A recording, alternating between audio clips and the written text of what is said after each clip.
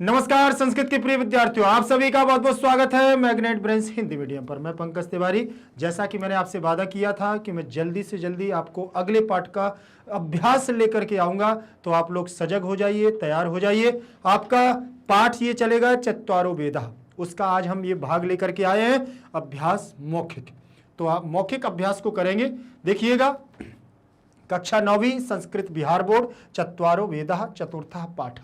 ठीक, चत्वारो वेदा में चारों वेदों के बारे में आपको मैंने बताया था, उसी के बारे में आज हम अभ्यास करेंगे मौखिक रूप से। चलिए ध्यान दीजिए, यहां पर लिखा हुआ है अभ्यासः मौखिकः।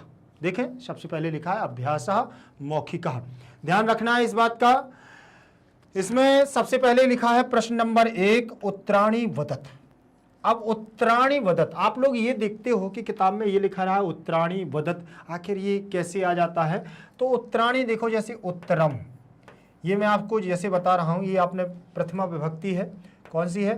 प्रथमा विभक्ति, एक वचन, द्विवचन, उत्तरम उत्तरे, ये द्विवचन हो गया। और यहां बहुवचन लिखेंगे तो उत्तराणि हो जाएगा। उत्तरम उत्तरे उत्तराणि, क्या हो गया बेटा? उत्तरम उत्तरे उत्तराणि। हो गया कि नहीं हो गया? उत्तरम उत्तरे उत्तराणि जैसे ही आपने यहां पर लिखा तो यहां से आपको सीधे आपको ये मिल जाएगा क्या कि प्रथमा एक वचन, प्रथमा द्विवचन, प्रथमा बहुवचन। तो यहां पर बहुवचन है। क्यों बहुवचन क्यों कहा है? क्योंकि एक प्रश्न नहीं है, बहुत सारे प्रश्न हैं और बहुत सारे प्रश्नों के बहुत सारे उत्तर देना है, इसलिए उन्होंने कहा उत्तराणि। अब वदत जो दिया हुआ है, तो वद धातु होती है बोलने के अर्थ में। वद धातु काय के अर्थ में? बोलने के अर्थ में होती है। तो उन्होंने कहा है कि वद धातु में बोलने में उन्होंने कहा बोलो।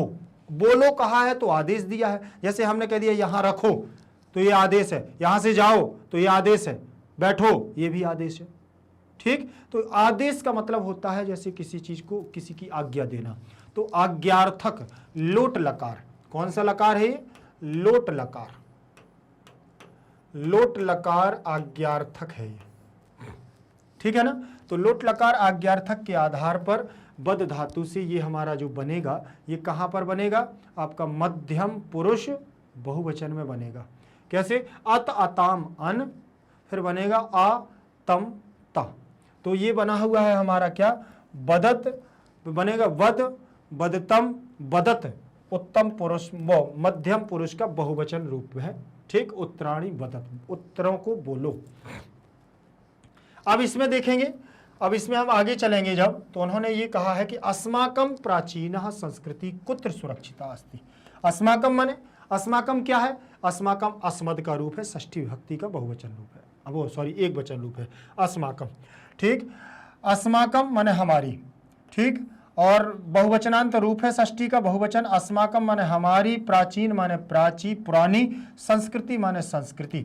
कुत्र सुरक्षिता अस्ति, कहां पर सुरक्षित है? ठीक, कहां पर सुरक्षित है? तो हमारी आज की जो प्राचीन संस्कृति है, हमारी धरोहर है प्राचीन संस्कृति की, तो वो हमारी कहां पर है? आज हमारी संस्कृत वेदों में, किसमें है? वेदेषु, वेदों में सुरक्षित है।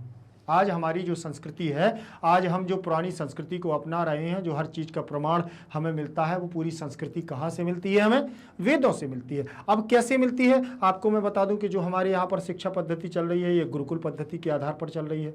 शिक्षक के आधार पर ऋषि मुनि तपस्वियों ने हमें शिक्षा अध्ययन करवाई है। वेदों में आपको, चाहे भूगोल शास्त्र की बात करें, चाहे खगोल शास्त्र की बात करें, सब वेदों में आपको मिल रहा है, ब्राह्मणों की, और चाहे सृष्टि का सृजन की बात करें, चाहे अंतरिक्ष की बात करें, तो ये सारी चीजें वेदों में है। ठीक, आपने अगर वेदों में देखा हो तो लिखा हुआ है देव हो शांति, अंतरिक्ष गुण शांति, पृथ्वी शांति, रापः शांति, औषधयः शांति, वनस्पतयः शांति, विश्वे देवाः शांति, ब्रह्म शांति, सर्वगुण शांति रेव शांति। ये सब वेदों में दिया हुआ, और वेदों में ये सब चीजें दी हुई हैं। ओम भूर्भुवस्सुवः तत्सवितुर्वरेण्यं भर्गो देवस्य धीमहि धियो यो नः प्रचोदयात्। ये भी तो हमारा सूर्य की सवितर, सवितुर, ओम भूर्भुवस्सुवः तत्सवितुर्वरेण्यम, तत्सवितुर, सवितुर, सवितुर, सविता, सूर्य के लिए कहा गया। तो ये सारी चीजें हमारी कहां पर है? सबके बारे में वर्णन हमारा वेद में मिलता है। इसीलिए उन्होंने कहा हमारी पूरी संस्कृति, आज जो हमारी संस्कृति है, प्राचीन संस्कृति, वो कहां पर सुरक्षित रखी हुई है? वेदेषु। सप्तमी विभक्ति का बहुवचन लगा हुआ है, और वेदेषु माने वेदों में, वेदों में सुरक्षित है। अस्माकं प्राचीना संस्कृति, हमारी प्राचीन संस्कृति वेदेषु माने वेदों में सुरक्षिता अस्ति माने सुरक्षित है। वेदाः कति सन्ति, वेदाः, अब वेदाः यहां लिखा हुआ है, देखो वेदाः ये लिखा है, जैसे वेदः, वेदौ, वेदाः, वेदौ, वेदाः, वेद, देखो वेदः, वेदौ, वेदाः, तो एक वचन, द्विवचन और बहुवचन। तो कहाँ का बहुवचन है, प्रथमा विभक्ति का बहुवचन है, प्रथमा विभक्ति का बहुवचन पद है वेदाः। तो एक वेद की बात नहीं हो रही, बहुत सारे वेद, मतलब 4 वेद, 3 से अधिक, वो 2 से अधिक, 3 या 4 5 6 7 कुछ भी हो जाए, सब बहुवचन में आ जाएंगे। तो चारों वेदों की बात होगी तो वेदाः कति सन्ति, कति माने कितने हो, संति, संति कहाँ का रूप है, ये भी बहुवचनांत पद का रूप है। कैसा बनेगा हमारा, अस्ति स्तः सन्ति, कैसे बनता है, अस्ति स्तः सन्ति, अस्ति स्तः सन्ति, ये हमारा संति जो लगा है ये भी बहुवचनांत पद है। ठीक, और अगर देखें तो जहां पर आपको है मिल जाए, ऐसे है तो यहां अस्ति लिखते हैं, जहां है मिलता है वहां अस्ति, और जहां पर है मिल जाए, ऐसे बिंदु रखी मिल जाए, तो फिर वहां पर संति हो जाता है। क्या हो जाता है, संति हो गया। तो ये बहुवचनांत पद है, जैसे वह है और वे हैं, ऐसे बहुवचनांत पद होता है। तो यहां पर वेदाः कति सन्ति, वेद कितने हैं। अब वो कह रहा है वेद कितने हैं, तो चत्वारः, बोलने की जरूरत नहीं है, चत्वारः आप खुद जानते हैं कि वेद कितने हैं, हमारे 4 हैं, तो उन्होंने चत्वारः बहुवचनांत पद, चतुः, चतस्रः, चत्वारः, ये हमारा क्या आ गया है, चत्वारः बहुवचनांत पद है, 4।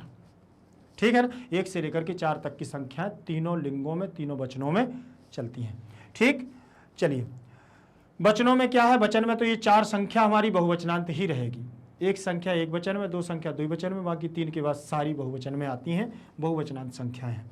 ठीक, अब ऋग्वेदा की दृशान मंत्रान धारयति, अब वो कह रहा है किस प्रकार के मंत्रों को धारण करता है ऋग्वेद, ऋग्वेद में किस प्रकार के मंत्र हमें धारण करता है, ऋग्वेद में किस प्रकार के मंत्र मिलते हैं देखने को। ऋग्वेदाः प्रथमा का एक वचन, एक पहला ऋग्वेद की बात चल रही है इसलिए एक वचन ही होगा, तो ऋग्वेदाः एक वचन, प्रथमा का कीदृशान, कीदृशान किस प्रकार के, कीदृश माने किस प्रकार के, ठीक, कीदृशान मंत्रान, द्वितीया का किस प्रकार के मंत्रों को, तो द्वितीया का बहुवचन, द्वितीया का बहुवचन, धारयति, धार्यता, धारयन्ति, लट लकार आत्मनेपद कर्मवाच्य की क्रिया लगी है, धारयति, धार्यता, धारयन्ति, धई धातु धारण करने के अर्थ में तो धारय बनेगा, धारयति, धार्यता, धारयन्ति बन जाएगा, और हमारा ये बना हुआ है धारयति, एक वचन का रूप है।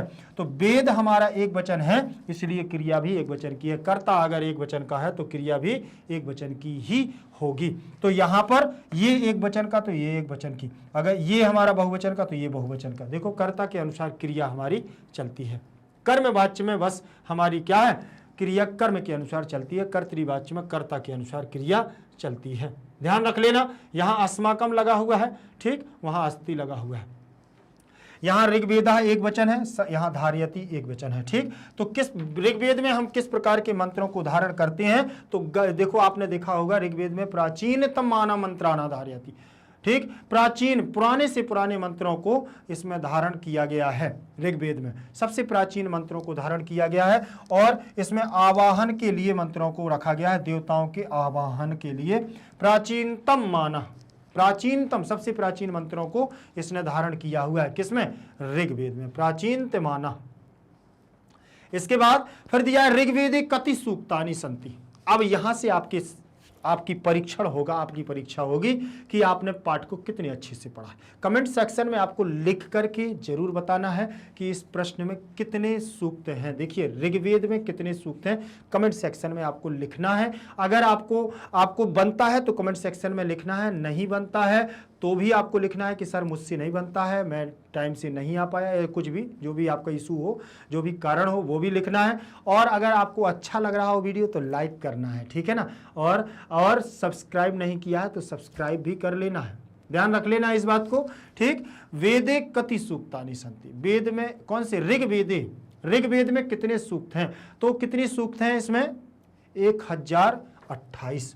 कितने हैं? 1028। ऋग्वेद में 1028 सूक्तानि सन्ति। ठीक है ना? तो 1028 हमारे सूक्त हैं ऋग्वेद में। तो ऋग्वेदे सप्तमी का एक वचन लगा हुआ है। क्या लगा है? सप्तमी का एक वचन। क्यों लगा है? सप्तमी। ऋग्वेद में का अर्थ निकल रहा है, इसलिए सप्तमी का। कति माने कितने? सूक्तानि में सूक्तम सूक्ते सूक्तानि, ऐसे हमारा चलेगा। तो प्रथमा का बहुवचन सूक्तम सूक्तम सूक्ते सूक्तम सूक्ते सूक्तानि,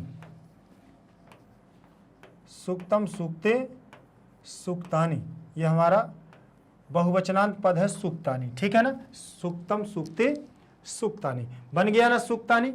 तो यहां पर क्या हो जाएगा? सूक्तम सूक्ते सूक्तानि में हमारा ध्यान रखना है इस बात का कि ऋग्वेदे कति सूक्तानि सन्ति, ये भी बहुवचन। ऋग्वेद में 1028 सूक्तानि सन्ति, इतने हमारे सूक्त हैं। आप लोगों को ये परीक्षा से उपयोगी सारे प्रश्न मैंने आपको जब पाठ पढ़ाया था, उस चैप्टर का आपको एक्सप्लेन किया था, मैंने बताया था कि इस प्रकार के प्रश्न पूछे जाएंगे कि ऋग्वेद में कितने सूक्त हैं। देखो ये प्रश्न आया। फिर आए यजुर्वेदे कति अध्याय, यजुर्वेद में कितने अध्याय हैं, ये भी मैंने आप लोगों को बताया था। ठीक, दो भाग भी बतलाए थे मैंने, बतलाए थे ना, शुक्ल यजुर्वेद और कृष्ण यजुर्वेद। ठीक है ना? और अध्याय भी हमने बताए थे कि इसमें अध्यायों की संख्या हमारी क्या है? 40 अध्यायों की बात की थी। ठीक, वही हमारे अध्याय। यजुर्वेद में सप्तमी का एक वचन, यजुर्वेद में सप्तमी का क्या लगा हुआ है बेटा?